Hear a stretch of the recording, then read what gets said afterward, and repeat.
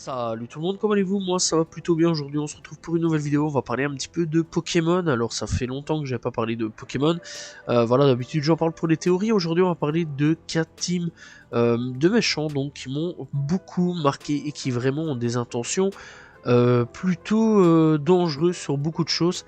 Bref, on est parti pour donc les 4 teams les plus dangereuses dans l'univers de Pokémon, pour ma part bien sûr. Alors, on commence pour donc la Team Snatch et le groupe Ombre. C'est des organisations qui sont uniquement présentes dans les jeux GameCube, Pokémon Colosseum et Pokémon XD, le Souffle des Ténèbres. Donc, c'est deux jeux donc, qui sont suite l'un à l'autre. Et très sincèrement, je conseille fortement d'aller jouer à ces jeux-là si vous avez l'occasion de pouvoir les avoir, parce que ces deux jeux sont réellement deux gros bangers. Bref, donc le groupe Ombre et donc la Team Snatch, donc c'est deux organisations totalement différentes qui vont finir par s'unir. Alors le groupe Ombre est donc l'organisation principale de Pokémon Colosseum et Pokémon XD. Son objectif est de régner sur la région de Rhodes en appliquant le plan Pokémon Obscur, qui repose sur un protocole interdit privant donc les Pokémon de leur conscience. Donc les Pokémon n'ont absolument pas confiance, etc. Bref, donc là-dessus nous on va jouer un ancien membre du groupe Ombre qui décidera de se rebeller et décidera donc de libérer la conscience des Pokémon en les capturant.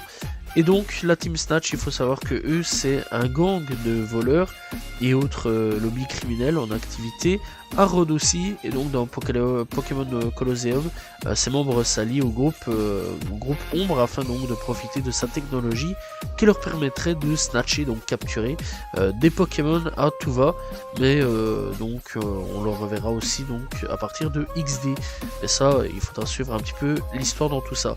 Bref, alors snatcher c'est capturer les Pokémon, mais pas capturer de façon très légitime, puisqu'on capturera donc les Pokémon au dresseur, et donc après tout ça, eh bien leur enlèvera leur partie d'humanité quelque part. Et c'est à vous, dans le jeu Colosseum et XD, à essayer de sauver l'âme de ces Pokémon. Bref, personnellement, je vais vous laisser découvrir ces deux jeux-là. Donc, commencez par Colosseum, puis XD, si vous avez les moyens de les acheter, donc bien sûr. Et si pas, donc n'hésitez pas à aller checker des let's play sur YouTube, il y en a plein qui sont disponibles. Et très sincèrement, je vous conseille vraiment d'essayer de jouer, parce que c'est vraiment de très très bons bangers à ce niveau-là, c'est vraiment des très bons jeux.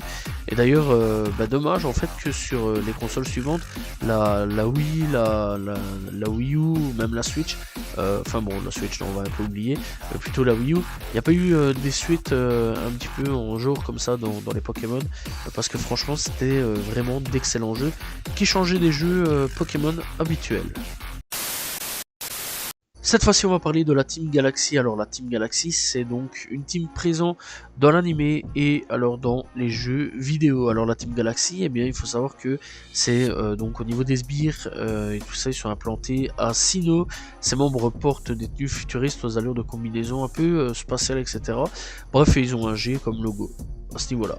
Bref, Helio est le fondateur de la Team Galaxy et donc lui veut invoquer et asservir Dialga et ou Palkia.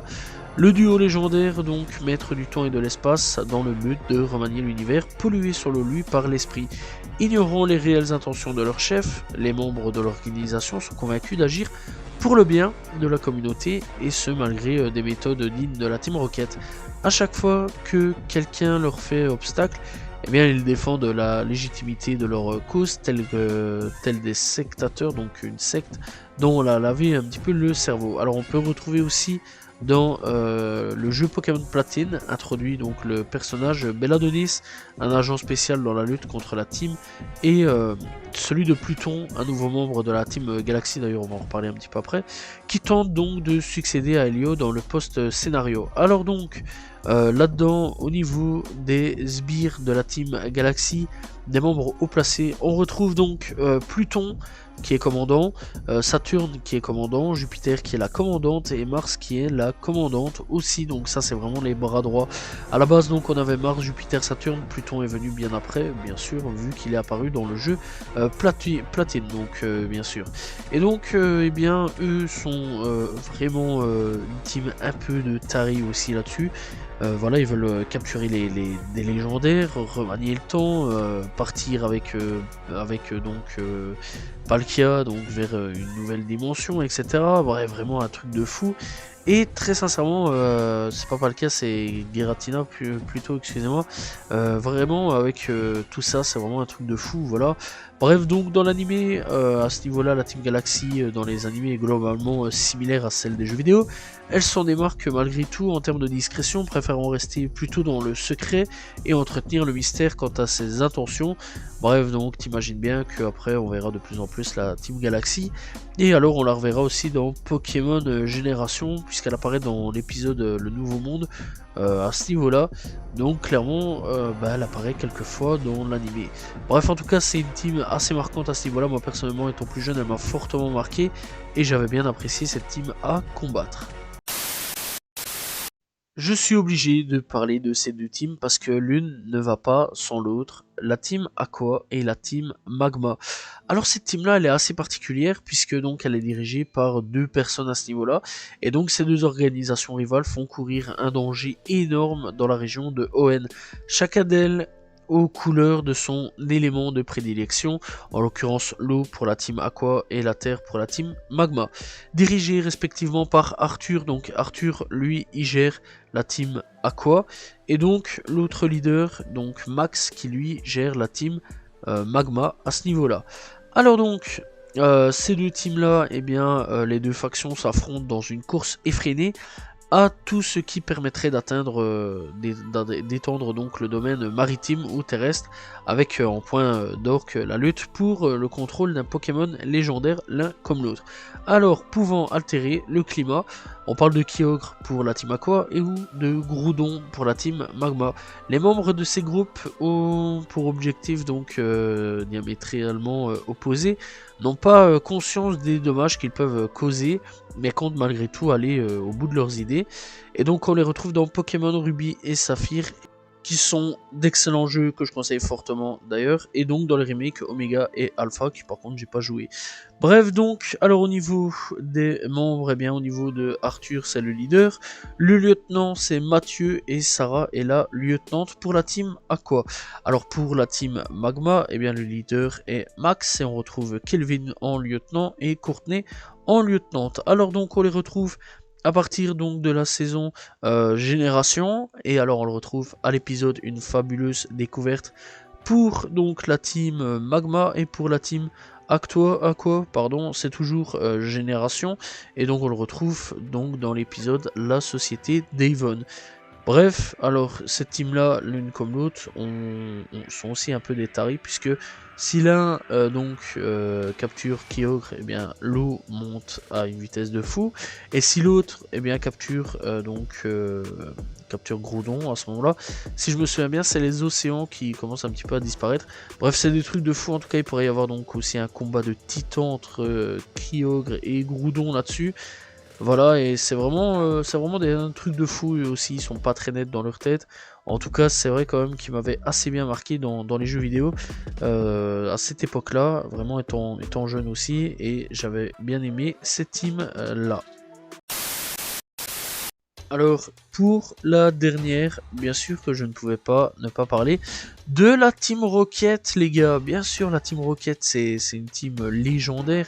La Team Rocket, c'est vraiment la toute première organisation antagoniste de la licence Pokémon dans les jeux vidéo. Elle est active dans Kanto, Johto, sur les îles Sévi, dans Pokémon la série, elle est partout.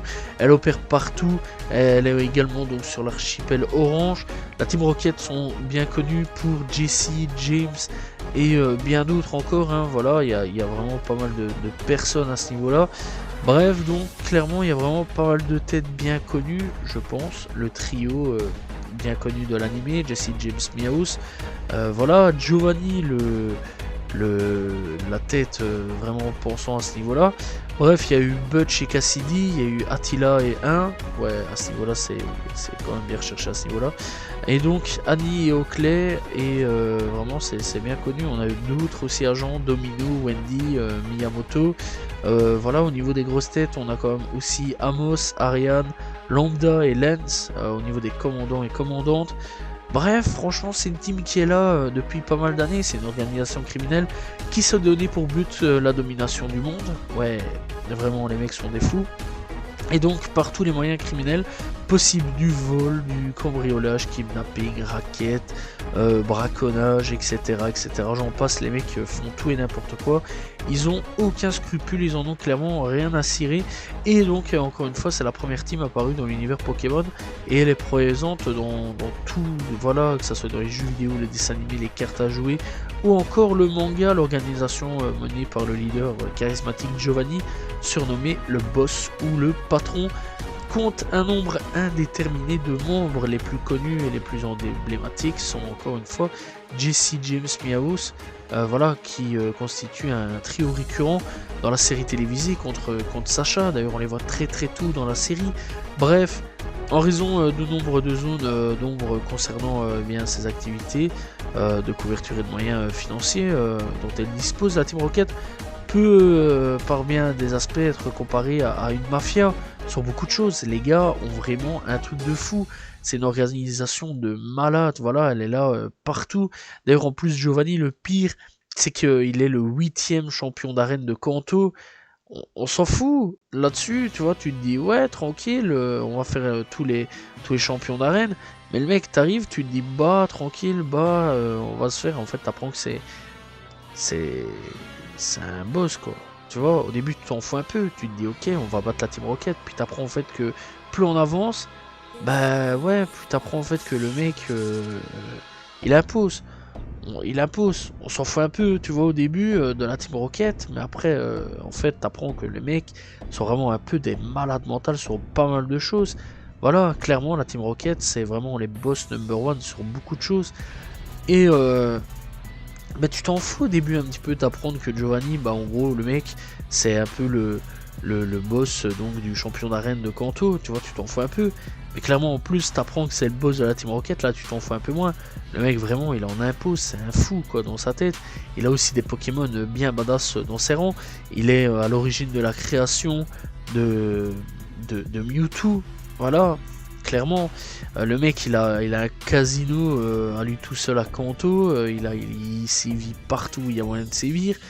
Voilà, franchement, c'est un truc de fou, et en plus de ça, là-dessus, il y a eu vraiment des dérives au niveau de la Team Rocket. Il y a eu des gens qui ont un petit peu commencé à copier leur truc, leur logo, etc. Je pense à la Team Rainbow Rocket qui, je pense, en voyant un petit peu le logo, a dû sûrement s'inspirer de la Team Rocket. Voilà, c'est en plus des têtes bien connues, etc. Recherché par l'agent Jenny, etc. dans l'animé. Franchement, c'est un truc de fou à ce niveau-là. La Team Rocket, c'est une organisation tellement puissante dans Pokémon qu'il faudra pas mal d'années pour la démanteler. D'ailleurs, je pense pas qu'elle est encore, qu'elle est pas démantelée actuellement. Je pense qu'elle va encore exister dans les futurs jeux ou alors dans le futur animé. En tout cas, le trio Jesse James et Meowth, c'est fini, ça on le sait, hein. Voilà, ça a été officialisé, c'est fini. Ça c'est dommage là-dessus parce qu'il me faisait bien rire.